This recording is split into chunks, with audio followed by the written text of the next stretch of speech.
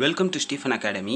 Group 4 தேர்வுக்கு தயாராகி கொண்டிருக்கும் நண்பர்கள் அனைவருக்கும் வணக்கம். இன்றைக்கி வீடியோவில் என்ன பார்க்க போகிறோன்னா, குரூப் 4 எக்ஸாமுக்கான நோட்டிஃபிகேஷனானது இன்றைக்கி வெளியிட்டிருக்காங்க. ஏப்ரல் 25, 2025 இன்றைக்கி பார்த்தீங்கன்னா குரூப் 4 எக்ஸாமுக்கான நோட்டிஃபிகேஷனை வெளியிட்டிருக்காங்க. ஸோ வாங்க இந்த நோட்டிஃபிகேஷனில் என்னென்ன தகவல்லாம் சொல்லியிருக்காங்க அப்படின்றத பார்க்கலாம்.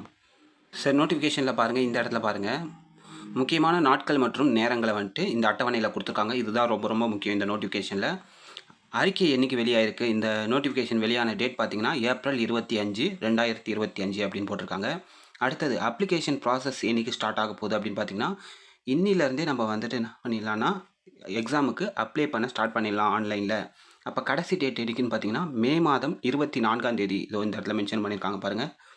மே 24ஆம் தேதி மத்தியானம் 12 மணிக்குள்ளே வந்துட்டு நம்ம அப்ளை பண்ணிடணும். முடிஞ்ச வரைக்கும் மே ஒரு 10 தேதிக்குள்ளேயே அப்ளை பண்ணிவிடுங்க. கடைசி வரைக்கும் வெயிட் பண்ணாதீங்க. அடுத்தது பார்த்திங்கன்னா அப்படி அப்ளை பண்ணுறப்ப ஏதாவது சின்ன மிஸ்டேக் ஆகிடுது, அதை கரெக்ஷன் பண்ணணும் அப்படின்னு பார்த்தீங்கன்னா அதுக்கான டைமிங் பாருங்கள். மே 29ஆம் தேதியிலேருந்து மே 31ஆம் தேதி வரைக்கும் என்ன பண்ணியிருக்காங்கன்னா கரெக்ஷனுக்கான பீரியடாக கொடுத்துருக்காங்க. அதுக்கான டைமும் கொடுத்துருக்காங்க. அதையும் பார்த்துக்குங்க. அடுத்தது பாருங்கள், எக்ஸாம் என்றைக்கு நடக்க போகுது அப்படின்னு பார்த்தீங்கன்னா ஜூலை மாதம் 12ஆம் தேதி 9:30 மணிலேருந்து 12:30 மணிக்குள்ளே நடக்க போகுது அப்படின்னு சொல்லிட்டு சொல்லியிருக்காங்க. இது முக்கியமான விஷயம், இதையும் கவனிச்சுக்கோங்க. அப்போ பாருங்கள், இன்றைக்கி நோட்டிஃபிகேஷன் வெளியாயிடுச்சு ஏப்ரல் 25. இந்த மாதத்தில் தேதிகளை விட்டுருங்க. மே மாதம் ஒரு 31 நாள், ஜூனில் ஒரு 30 நாள், ஒரு 60 நாள் நமக்கு வந்துட்டு சாலிடாக எக்ஸாமுக்கு ப்ரிப்பேர் பண்ண இருக்குது. அண்ட் ஜூலையில் 10 நாள் பார்த்திங்கன்னா அது வந்துட்டு நம்ம ரிவிஷனுக்கு அதுக்கு யூஸ் பண்ணிக்கலாம்.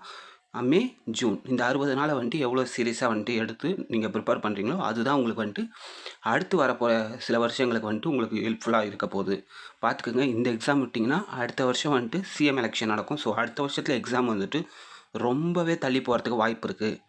அதனால் இந்த சான்ஸை வந்துட்டு யூஸ் பண்ணிக்கோங்க. இதை விட்டிங்கன்னா அடுத்த வருஷம் 2026 வந்துட்டு எக்ஸாம் நடக்குமா அப்படின்னு நம்மளால் உறுதியாக சொல்ல முடியாது. 2026ஓட கடைசியோ இல்லை 2027க்கு போய்டும் அடுத்த எக்ஸாம்.